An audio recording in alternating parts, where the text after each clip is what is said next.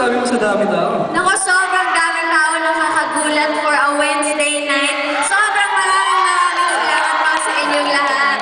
And sa mga crowd na nandito maraming yan. Okay naman.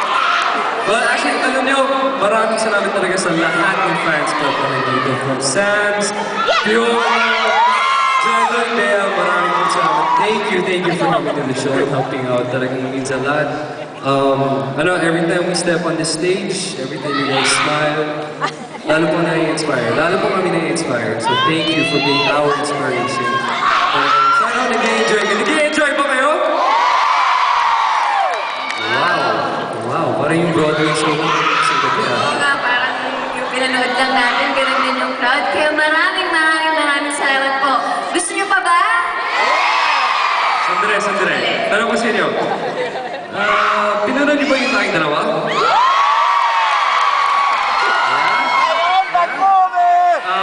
Sino nakatuluyan ko? Wala! Namatay siya! Matay ako! Hindi, yung kung tayo magkakalayo. Wow!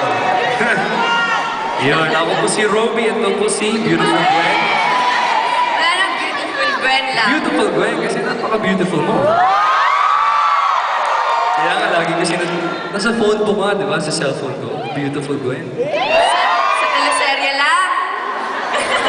Beautiful Kim ang nasa totoong buhay. Yes! Kinikilig ka naman! Iya ako. Sandali. Wow! Ano ba? Eto, nanood po ba kayo ng Paano na Kaya? Sino ang may DVD na dito? I'm sure itong grupo na to meron. Kasi ito po yung camera. Thank you guys, thank you. Thank Ate you. Didi, maraming salamat bumabis. Yes, Actually, Ate they came Didi, from Tito Canada Boy. pa. Kaya maraming salamat. Tito Boy, thank you.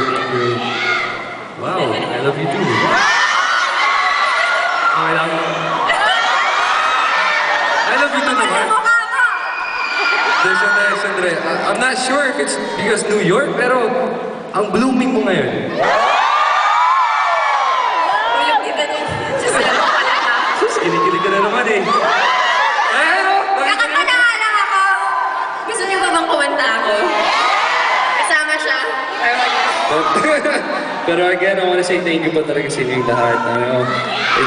It's our first time sa Heartthrobs, and we're very thankful na in-invite kami dito to perform in front of you guys sa New York pa.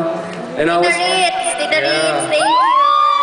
Yeah, Tita Ritz, sabi ko. Yes, and si Tita Lorma, birthday niya ngayon. Tita Lorma, happy birthday. Yan, sa lahat po nagtumulong para mabuo itong show na to sa New York, maraming pong salamat talagang.